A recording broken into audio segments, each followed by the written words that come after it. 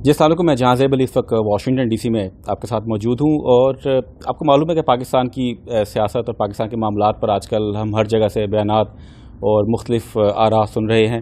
تو ہم نے سوچا جب سبھی بات کر رہے ہیں تو کیوں نہ ندیم نصرت صاحب سے بھی کچھ تھوڑی سی بات کی جائے. MKM کے سابق کنوینر اور وائس آف کراچی کے روح رواں، ان سے کچھ گفتگو کریں گے کہ وہ ملکی حالات کو اور خاص طور پر کراچی کے حالات پر جو ہے ان کی کیا نظر ہے اور ان کی کیا تجاویز ہیں. Sir thank you very much to be with the AY news. جی یو آر ویلکم. شکریہ آپ نے موقع دیا کہ ہم بھی اپنے خیالات شیئر کریں. بالکل آپ نے کہا کہ بہت ساری اس وقت تجاویز، ایک بحث کا ماحول ہے، لیکن اس میں ایک چیز جو بڑی نمایاں نظر آتی ہے وہ شہباز شریف صاحب نے 2 روز پہلے بیان دیا کہ اگر ایک نیا عمرانی معاہدہ پاکستان میں انٹروڈیوس کیا جائے تو نواز شریف صاحب کو وہ کنونس کر سکتے ہیں کہ وہ اپنی پوزیشن جو ہے وہ سافن کریں. اگر آپ غور کریں تو یہی پوزیشن 3.5 سال ہو گئے وائس آف کراچی کی ہے کہ ہم نے 1970 سے جو آئین لے کر آئے ہم آج اس کو 50 برس اوپر کا تقریباً ہو رہا ہے. اس دوران بہت سارے الیکشن ہوئے، فوجی حکومتیں بھی آئیں، سول حکومتیں بھی آئیں، الیکشن ہوئے متعدد، لیکن ملک کے مسائل بڑھتے رہے، قرضوں کا بوجھ بڑھتا رہا، بے روزگاری، غربت، تو جتنے بھی انڈیکیٹرز ہوتے ہیں ترقی کے اس پہ ہم نے ایکسیپشن کو ہٹا کے ہم نے ان میں بڑا بیڈلی، بڑا پورلی پرفارم کیا ہے. اور میں سمجھتا ہوں اس بات کا بڑا کلیئر انڈیکیشن ہے کہ جو موجودہ آئین ہے، جو موجودہ نظام ہے، جو موجودہ انتخابی طریقہ کار ہے، جو گورننس کا نظام ہے، وہ فیل ہو چکا ہے. اور اس وقت پاکستان کو ایک نئے سوشل کانٹریکٹ کی، ایک آئین کی اور ایک پورے الیکٹورل ایک ایسے سیٹ اپ کی ضرورت ہے جس میں کرپشن، خاص طور پہ جو پولیٹیکل کرپشن ہے، اس کا راستہ بند کیا جا سکے. دوسرا پارٹ آپ نے کراچی کے حوالے سے کیا تو کراچی کی صورتحال ہر گزرتے دن کے ساتھ خراب ہو رہی ہے. مثال کے طور پہ ابھی کووڈ کے معاملے پر اس حکومت نے شہری علاقوں میں نئے رولز اپلائی کیے ہیں کہ کاروبار کو بند کرنا ہے. اب شہر کے تاجر چاہے وہ کوئی بھی زبان بولتے ہوں، وہ چیخ کہہ رہے ہیں کہ یہ رول صرف ان علاقوں میں ہیں جہاں مہاجر بستے ہیں، جہاں اردو بولنے والے بستے ہیں. اندرون سندھ میں اس کا اطلاق نہیں ہو رہا، مضافات میں اطلاق نہیں ہو رہا، اور شہر میں بھی یہ ہو رہا ہے کہ اگر آپ پولیس کو یا سندھ حکومت کو بھتہ دے دیں تو آپ کا کاروبار کھل جائے گا. اب اس چیز کو ایک تو یہ ہے کہ ہم دیکھیں کہ یہ سندھ حکومت کا ایک آئسولیٹڈ ایکشن ہے، لیکن اس کو اگر آپ اس کی ڈیٹیل میں جائیں گے تو آپ دیکھیں گے کہ تسلسل کے ساتھ کراچی اور شہری سندھ کے ساتھ ایسے ایکشن ہو رہے ہیں. لیکن اس چیز کو جو زیادہ امپورٹنٹ ہے وہ یہ ہے، تناظر میں دیکھیں کہ پاکستان کا جو معاشی ہب ہے وہ کراچی ہے. 70% نیئرلی ٹیکسز کراچی سے آتے ہیں. اگر کراچی کی معیشت پہ ضرب اسی طرح لگتی رہے گی تو وہ صرف کراچی کی معیشت میں نہیں لگ رہی ہے، وہ پاکستان کی معیشت پہ ضرب لگ رہی ہے. نقصان پاکستان کو ہو رہا ہے. یا میں سمجھتا ہوں اس کی بڑی ڈیپ انویسٹیگیشن کی ضرورت ہے کہ سندھ حکومت کس کے اشارے پر کیوں ہی سب کچھ کر رہی ہے، کس طرح جو ہے شہر کے وسائل کو لوٹ رہی ہے. شاید ہمیں کوئی سکون ہو جاتا کہ چلیں آپ نے شہری سندھ سے جو پیسے لوٹے اس کو دیہات میں لگایا ہوتا. آپ نے لاڑکانہ 30-35 سال حکومت کر چکا ہے سندھ پر، لاڑکانہ کم از کم ایک ڈھنگ کا شہر بن چکا ہوتا. وہاں کتے کے کاٹنے کی ویکسین نہیں ہے، HIV کے مریض مر رہے ہیں وہاں ویکسین نہیں ہے. ابھی ایک سوشل میڈیا پہ ویڈیو چل رہی تھی کہ لاڑکانہ کے اسپتالوں میں جن مریضوں کا وہ علاج نہیں کر پا رہے ہیں ان کو وہ اسٹریچر سے باندھ کے مضافات میں پھینک آتے ہیں، وہ غریب مر جاتے ہیں، ان کو جانور کھا لیتے ہیں، ان کو ولچرز کھا لیتے ہیں ان کو، جبکہ وہ زندہ ہوتے ہیں. اب یہ سب کچھ ارباب اختیار جو اقتدار ہیں، جو ملک کو چلا رہے ہیں، ان کو بھی نظر آ رہا ہے. سمجھ میں یہ نہیں آ رہا ہے کہ اتنے سیریس معاملات کا نوٹس کیوں نہیں لیا جا رہا ہے. سر آپ کے خیال میں، چلیں آپ نے ملک کی بات کی بھی، کراچی کی بھی حالات کی بات کی، ذمہ دار کون ہے ان تمام معاملات کا؟ میں سمجھتا ہوں اجتماعی طور پہ پورا معاشرہ ہی ذمہ دار ہے. کرپشن ہمارے یہاں جو ہے وہ ایک وے آف لائف بن چکا ہے.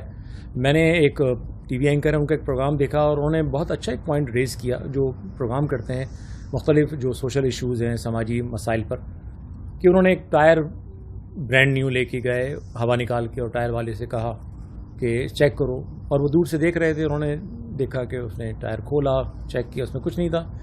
تھوڑی دیر بعد واپس گیا تو اس نے کہا اس میں 4 پنکچر تھے، اتنے پیسے ہوئے. اب جہاں زرداری بیٹھے ہیں، جہاں بھٹو بیٹھے ہیں، جہاں دیگر لوگ بیٹھے ہیں، وہ اربوں میں اور خربوں میں لوٹ مار کر رہے ہیں. جو نیچے بیٹھا ہوا ہے وہ چند سو یا چند ہزاروں کی لوٹ مار کر رہا ہے. ابھی بڑی اہم بات ہو رہی تھی اس میں، ایک جو ہمارے یہاں کے بڑے اچھے صحافی ہیں انہوں نے ایک بات دی، بہت اچھی بات کہی کہ ہماری اصل پرابلم رول آف لا ہے. یعنی وہی پاکستانی جو ڈرائیور پاکستان میں بے رحمی سے بچوں کو، شہریوں کو کچلتے ہیں، دبئی جاتے ہیں، بالکل انسان کے بچے بن کے ایک ایک اسٹاپ سائن پہ رکتے ہیں. امریکہ آتے ہیں ایک ایک اسٹاپ سائن پہ رکتے ہیں، ایک ایک لائٹ پر رکتے ہیں. پاکستان میں یہی لوگ جا کے جو ہے وہ ان کا رویہ تبدیل ہو جاتا ہے. اس کی وجہ یہ ہے کہ ہماری رول آف لا نہیں ہے، کسی کو قانون کا خوف نہیں ہے. آپ کراچی کی سڑکوں کی مثال دیکھ لیں کہ پولیس والا جو کہ ویسے ہی کرپٹ ہے، اس کو یہ نہیں پتہ ہوتا کہ جب شیشہ اترے گا اور میں لائسنس مانگوں گا تو کون بیٹھا ہوگا. وہاں یہ دیکھا جاتا ہے کہ چالان کس کا کرنا ہے. لوگ کہتے ہیں تم مجھے نہیں جانتے، میں کون ہوں، تمہیں نہیں پتہ میں کس کا بیٹا ہوں، میں کس کی بیوی ہوں. اب ہمارے یہاں قانون جو ہے وہ اندھا نہیں ہے. ہمارے یہاں قانون جو ہے وہ اس کے جو آج سے کئی ہزار سال پہلے لا آف ہیمورابی بنا تھا، جو پہلا جس کو دنیا کا قانون کہا جاتا ہے، کہ جس میں یہ تھا کہ آنکھ کے بدلے آنکھ، ناک کے بدلے ناک. اس قانون پہ صرف ایک کرٹیسزم یہی ہوتا ہے. یعنی کئی ہزار سال پہلے وہ قانون بنا ہے. اس میں بھی یہ تھا کہ اگر بلڈر نے گھر بنایا ہے اور وہ گھر گر گیا تو مالک کے مکان کا اگر بیٹا مر جائے گا تو ایک مکان بنا کر بلڈر کے بیٹے کو بٹھا کے اس پہ گرا دیا جائے گا. اتنا سخت قانون تھا. لیکن اس میں بھی جو اوپر کی جو کلاس تھی، جس کو آپ ایلیٹ کلاس کہتے ہیں، ان کو یہ آپشن دیا گیا تھا کہ وہ ہرجانہ پے کر سکتے. باقی سب کے لیے کوئی ایکسیپشن نہیں تھا.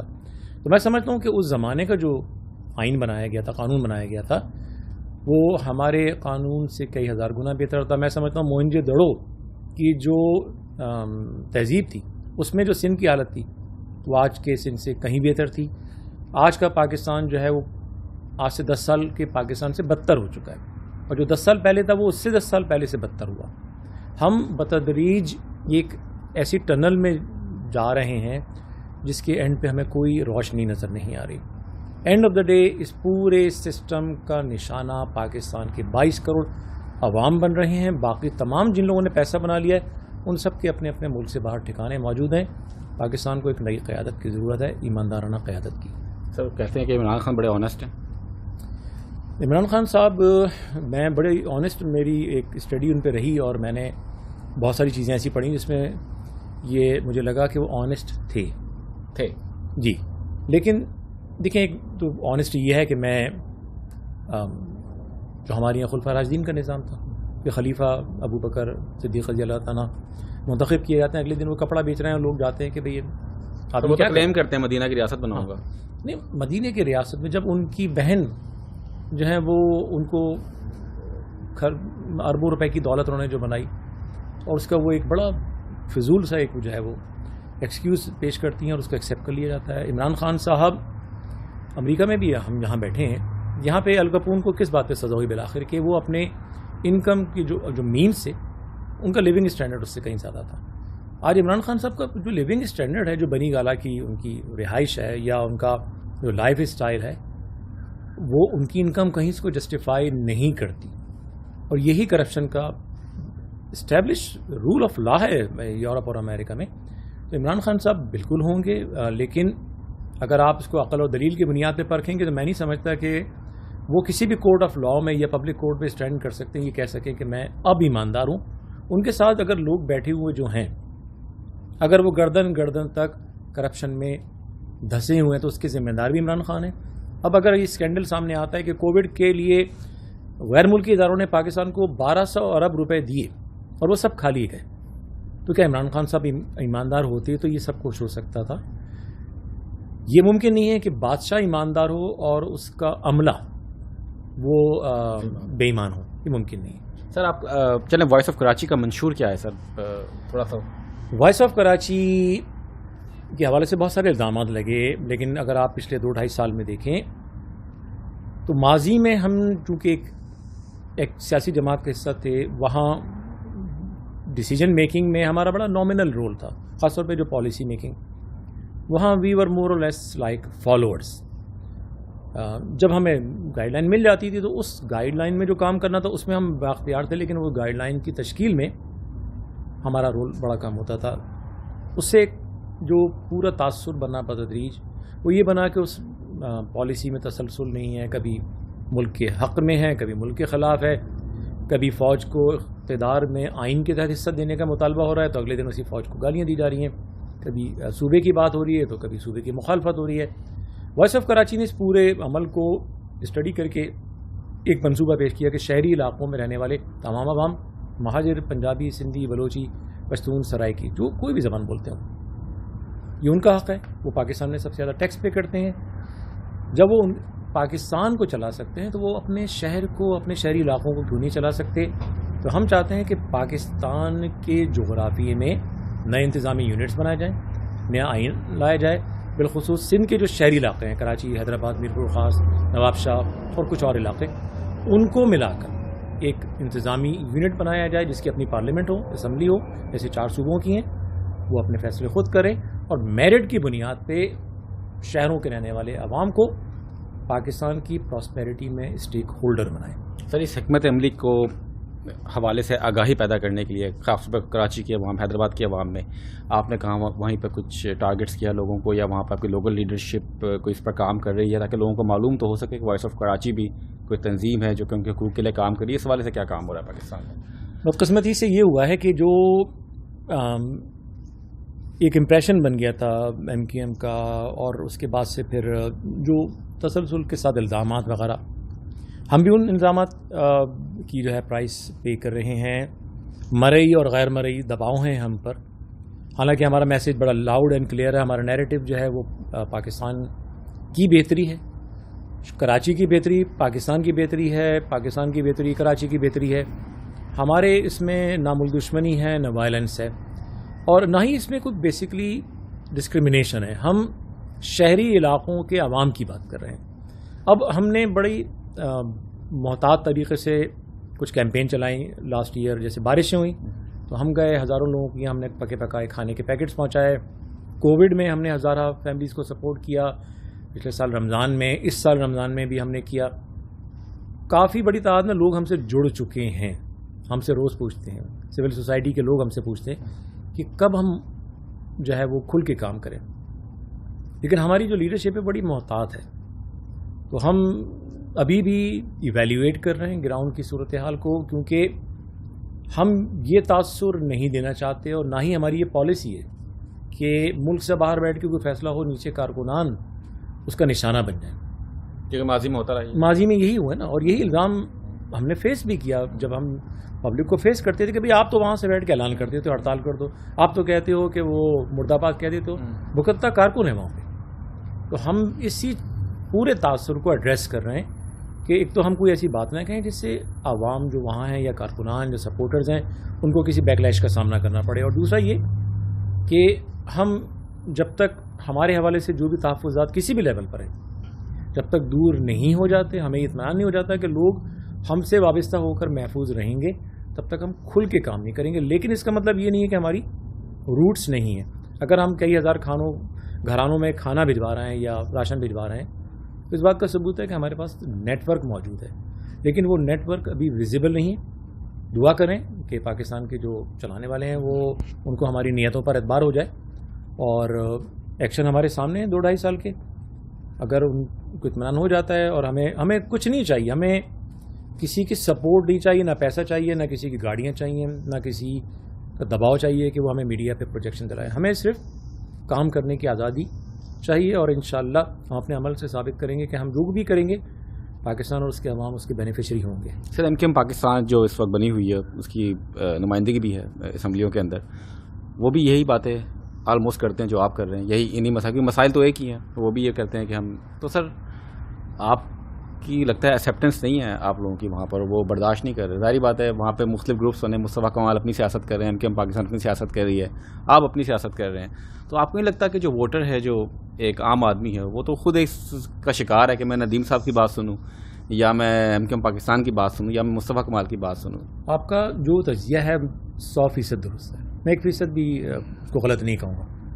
بالکل عوام میں یہ بے چینی بھی ہے اور ان میں فرسٹریشن بھی اس بات پہ. اب لیکن اس کو اس تناظر میں دیکھیں کہ برسا برس سے ایک ایم کیو ایم کا ایک پلیٹ فارم تھا جس سے لوگ جڑے ہوئے تھے. وہ اوور نائٹ 22 اگست کو مرد آباد کا نعرہ لگتا ہے اور وہ سسٹم جو ہے وہ چھاپے پڑتے ہیں, لوگ گرفتار ہوتے ہیں, لائن زیرو بند ہو جاتا ہے. جو کچھ بھی ہوا وہ کسی پلاننگ کے تحت نہیں ہوا, لوگ بکھر گئے. اب ہم نے دسمبر میں اسی لیے کہا تھا کہ دیکھیں ایکس ایم کیو ایم کا گروپ ہو یا کسی اور نام سے کوئی مہاجر جماعت, وہ الیکشن لڑ رہی ہے, ایک لے رہا ہے 10, دوسرا لے رہا ہے 10, 20 ہزار لے رہے ہیں, جو جیتنے والا ہے وہ 11-12 ہزار لے کے جیت جاتا ہے. لیکن اگر آپ کے ووٹ ڈیوائیڈڈ نہ ہوں تو آپ ڈبل میجورٹی سے جیت جاتے ہیں. لیکن جو وہاں پہ لیڈرشپ ہے اس میں دونوں چیزیں, ایک تو دباؤ بھی چل رہے ہیں بہت سارے, لیکن ایک لیڈرشپ کی خواہش بھی نظر آ رہی ہے. وہاں پہ بہت سارے لوگ جو ہے وہ اس بات پہ خوش ہیں کہ ان کی 1.5 اینٹ کی مسجد ہے لیکن اس کا لیڈر میں ہوں. ہم نے اسی لیے یہ کہا تھا کہ بھائی اگر آپ کی اپنی جماعت کی لیڈرشپ رکھنا چاہتے ہیں, آپ کو لیڈر بننے کا شوق ہے, عوام کے مسائل سے اگر آپ کو سروکار نہیں, آپ کی انعام مان لیتے ہیں بہت زیادہ, تو یہ کر لیں کہ آپ اپنی ایم کیو ایم پاکستان, بہادر آباد, پی ایس پی, حقیقی, جو بھی گروپس ہیں وہ سب آپ ان کو ایک جگہ لے آئیے اور ایک پلیٹ فارم بنا لیجیے. اس میں آپ نشستوں کی تقسیم کا بھی فیصلہ کر سکتے ہیں, سیاسی امور پہ بھی مفاہمت کر سکتے ہیں, اور اس میں کوئی ایسا قابل حل فارمولہ بھی بنا سکتے ہیں کہ بھئی ہم قرآن اندازی کر لیتے ہیں, 4 گروپ ہیں, یہ 5 گروپ ہیں, چلیں ڈرا کر لیتے ہیں, جو پہلے نکلے گا وہ شروع کے 6 مہینے جو ہے وہ کنوینر ہوگا اس الائنس کا. اس طرح کر کے ہم اس لیڈرشپ کی, اور پھر ہو سکتا ہے جب ہم کام کریں گے, ایک دوسرے کے قریب آئیں گے, برسہ برس کام کیا ہے تو دوبارہ ہو سکتا ہے ہم ایک ہی ہو جائیں. لیکن اس میں جو بنیادی معاملہ ہے کہ وہاں جو لوگ بیٹھے ہوئے ہیں, میں بڑے افسوس کے ساتھ کہتا ہوں نام لیے بغیر کہ اناؤں کا معاملہ ہے. کچھ لوگ اس پورے عمل کی راہ میں اس لیے رکاوٹیں ڈال رہے ہیں کہ وہ اپنی لیڈرشپ چھوڑنا نہیں چاہتے, نمبر 1. اور کچھ لوگوں کو یہ پتہ نہیں کیوں اب تک گمان ہے کہ ہم ایک بہت بڑی جماعت ہیں. الیکشن نے ثابت کر دیا کہ اب یہ وہ والی ایم کیو ایم نہیں ہے جو 42 سیٹیں جیتی تھی. میں سمجھتا ہوں اگر ایم کیو ایم پاکستان نے الیکشن میں حصہ لیا آج کے ریکارڈ کی بنیاد پہ, جتنی سیٹیں اگر یہ بھی رکھ لیں تو ان کا بہت بڑا جو ہے یہ اچیومنٹ ہوگا. ان کو سمجھنا ہوگا کہ عوام مشتعل ہیں, عوام غصے میں ہیں, فرسٹریٹڈ ہیں, ان کے مسائل کو حل کرنا اس وقت جو ہے مین آبجیکٹو ہونا چاہیے. اس کے لیے گرینڈ الائنس جو ہم نے پروپوز کیا ہے وہ بہت اہم ہے.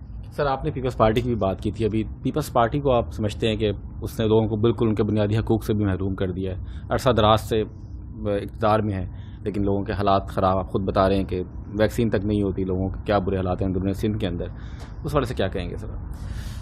پیپل پارٹی جب قائم ہوتی ہے اس کی نظریات لیفٹسٹ, سیکولر جو بھی تھے, لیکن میں سمجھتا ہوں کہ اگر آپ 50 سال کی تاریخ پہ نظر ڈالیں گے تو پاکستان کی بدقسمتی ہے کہ اس کو پیپلز پارٹی جیسی جماعت ملی. پیپلز پارٹی کی لیڈرشپ نے کئی بار کہا کہ جمہوریت بہترین انتقام ہے, تو میرا خیال ہے وہ انتقام جو ہے وہ پاکستان سے لے رہے ہیں جمہوریت کے نام پہ. یعنی آپ یہ دیکھیے, مجھے دکھ ہوتا ہے کہ یہ جماعت کس طرح نظریاتی تحریک ہو سکتی ہے کہ اگر جو اعتزاز احسن وہ بلاول بھٹو کے پیچھے ہاتھ باندھے کھڑے ہیں, شہری رحمان ہاتھ باندھے کھڑی ہیں, بلاول بھٹو صرف بھٹو خاندان کا رکن ہونے کی بنیاد پر وہ لیڈر بنا دیے گئے کہ جماعت میں اتنی قحط و رجال کی کیفیت ہے کہ ان کے پاس لیڈرشپ نہیں ہے. آپ کیا نظام کو بدلیں گے؟ آپ نے تو موروثیت کو لیجیٹمائز, انسٹیٹیوشنلائز کر دیا. آپ نے اندرون سندھ سے وہ لوگ جو نام نہیں لکھ سکتے ان کو آپ نے 18-19 گریڈ میں بھرتی کیا ہوا ہے.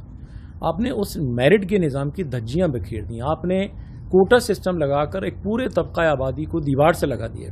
آپ نے مردم شماری میں دھاندلی کی. میں سمجھتا ہوں کہ اگر کوئی انٹرنیشنلی انویسٹیگیشن ہوتی ہے تو پیپلز پارٹی کی ساری لیڈرشپ زندگی بھر جیل میں پڑی رہے گی. اتنی کرپٹ لیڈرشپ ہے, یعنی اربوں روپے, کھربوں روپے کا بجٹ ہے. سب کو معلوم ہے, پھر بھی اتنی نشستیں لے جاتے ہیں. عوام بیوقوف ہے جب ووٹ ڈال کے آ جاتی ہے ان کو. میرا خیال ہے عوام, ایک تو یہ کہ نظام ایسا بنا ہوا کہ جس میں لوگوں نے غربت, افلاس کو اپنا مقدر سمجھ لیا, نمبر 1. اور ایک اور جو امپورٹنٹ بات میرے نزدیک جو ہے وہ یہ ہے کہ نظام رگڈ ہے وہاں پہ.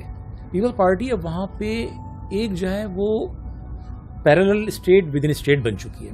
میں آپ کو 2013 کے الیکشن کی بات بتاؤں کہ اس وقت ایم کیو ایم نئی الگ ہوئی تھی. میں نیا لندن واپس پہنچا تھا. تو الطاف صاحب نے ان سے کہا, زرداری صاحب سے, کہ آپ چونکہ طالبان کے اٹیک ہو رہے تھے تو آپ کو بھی پرابلم آ رہی ہے اور ہمیں بھی آ رہی ہے, لیکن کچھ تو جلد سے کریں. تو انہوں نے کہا نہیں کوئی مسئلہ نہیں ہے, ہم جیت جائیں گے الیکشن. تو اس کے بعد وہ بڑی بھاری اکثریت سے جیت بھی گئے. کوئی کیمپین نہیں, کوئی پلاننگ نہیں. میں یہ سمجھتا ہوں کہ بیسیکلی یہ ٹوٹل جو ریگنگ کا سسٹم ہے ان کی کامیابی کا ذمہ دار ہے. اگر فوج کی نگرانی میں انٹرنیشنل مبصرین کو اندرون سندھ آپ پوسٹ کر دیں گے. میں آپ کو گارنٹی سے کہہ رہا ہوں کہ نون لیگ یا کوئی اور گروپ وہاں سے زیادہ نشستیں لے کے جائے گا. سر آپ نون لیگ کی بات کر رہے ہیں, مریم کو آپ کیسا دیکھ رہے ہیں جو ایک قیادت کا بحران ہمیں اس ملک میں نظر آ رہا ہے؟ بلاول بھٹو کو بھی آپ کہہ رہے ہیں, عمران خان بھی آپ کہتے ہیں ناکام ہو چکے ہیں, مریم نواز کو لوگ شاید دیکھ رہے ہیں شاید فیوچر میں کوئی ان کو کوئی بڑا کوئی عہدہ شاید وہ حاصل کرنے میں کامیاب ہو جائیں. آپ کیسی سیاست دیکھ رہے ہیں ان کی؟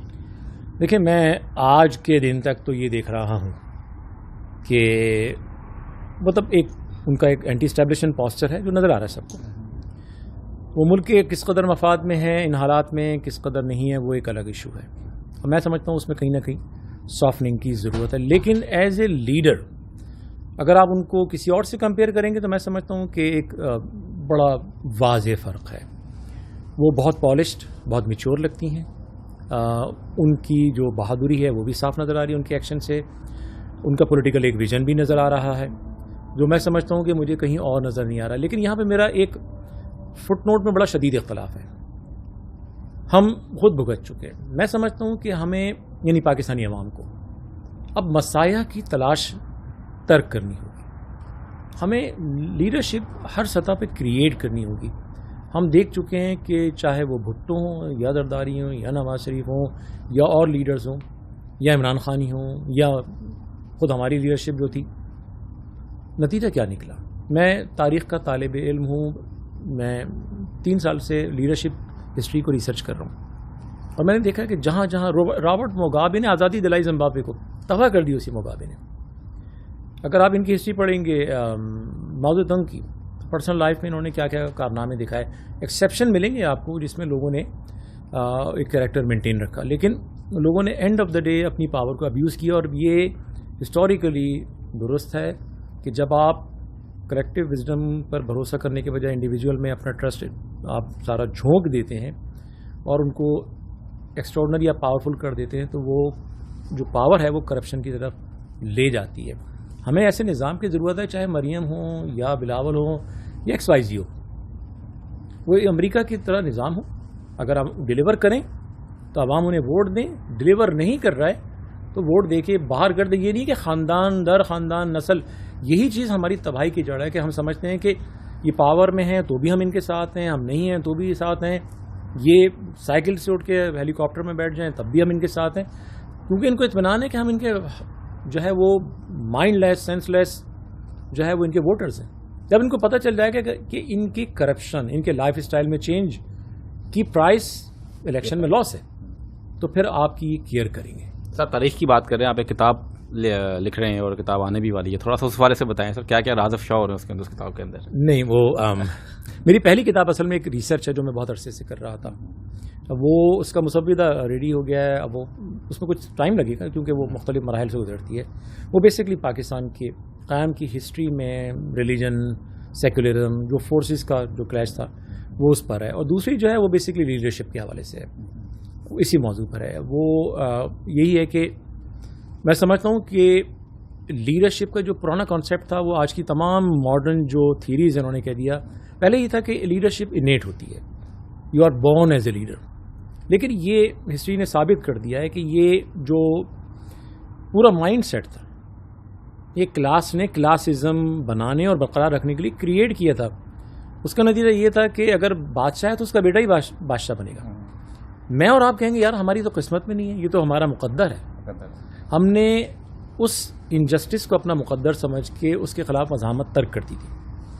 ہمیں اس مائنڈ سیٹ کو چینج کرنا ہے. آپ کو میں بڑی اہم مثال دوں, بل گیٹس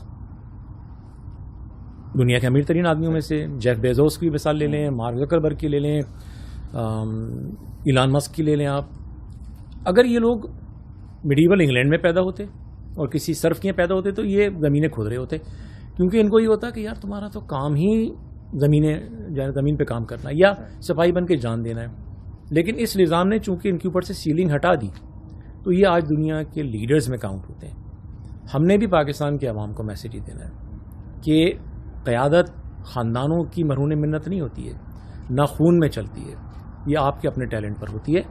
آپ اسٹڈی کریں, محنت کریں, آپ بھی اتنے ہی کیپیبل ہیں جتنا کوئی ٹاپ پہ بیٹھا ہوا لیڈر ہے، اور یہی میں سمجھتا ہوں مسئلے کا حل ہے. سر لاسٹ کوشچن، کراچی کے عوام کے لیے مختصر سا پیغام کیا دیں گے آپ ہمارے پاس؟ میں سمجھتا ہوں کراچی کے عوام کو یہ فیصلہ کرنا ہوگا کہ ان کے جو ٹیکس ہیں اس کا ان کو جو فیئر رسپانس ہے مل رہا ہے نہیں مل رہا ہے. امریکہ کے لوگ ٹیکس دیتے تھے، برطانیہ کو یہاں کی کالونی تھے، برطانیہ کی پارلیمنٹ نے وہاں سے بیٹھ کے یہاں ٹیکس لگایا تو یہاں نعرہ اٹھا کہ نو ٹیکسیشن وداؤٹ ریپرزنٹیشن. آپ ہم سے ٹیکس لے رہے ہیں، ہماری نمائندگی نہیں ہے. شہری علاقوں کی آبادی کو آدھا کر دیا گیا ہے، ٹیکس ان سے ٹرپل لیا جا رہا ہے. ہماری سندھ اسمبلی میں جو نمائندگی ہے وہ نہ ہونے کے برابر ہے. یہ پورا نظام فیل ہو چکا ہے. شہری علاقوں کے عوام کو یہ سمجھنا ہوگا کہ ہمیں اتحاد قائم کرنا ہوگا، اور پھر ان لوگوں کو ہمیں سپورٹ کرنا ہوگا جو صرف اور صرف اس بنیاد پہ کہ انتظامی خود مختاری کے لیے کون ان کے ساتھ کھڑا ہے، ان کو صرف اس کو سپورٹ کرنا ہوگا. جو ہوائی قلعے بناتے ہیں، جو چاند تارے توڑنے کی بات کرتے ہیں، جو بات کو گھما دیتے ہیں، ہمیں ان کو فراموش کر کے آگے بڑھنا ہوگا. سر پاکستان جانے کا بھی تو کوئی پلان نہیں فی الحال؟ میری خواہش ہے میں جلد سے جلد جاؤں، لیکن اگر میں وہاں جا کے کسی بھی انہونی کا نشانہ فوراً بن جاتا ہوں تو جو میں یہاں کر رہا ہوں وہ بھی نہیں کر پاؤں گا. تو آپ پروز اینڈ کون کو وے کرتے ہیں. اگر مجھے لگا کہ میرا وہاں جانا زیادہ مفید ہوگا تو میں ایک لمحہ بھی ویٹ نہیں کروں گا. سر بہت شکریہ، آپ گفتگو سنتے تھے جناب ندیم نصرت صاحب کی. جہاں سے علی کو واشنگٹن ڈی سی سے اجازت دیجیے گا. اللہ حافظ.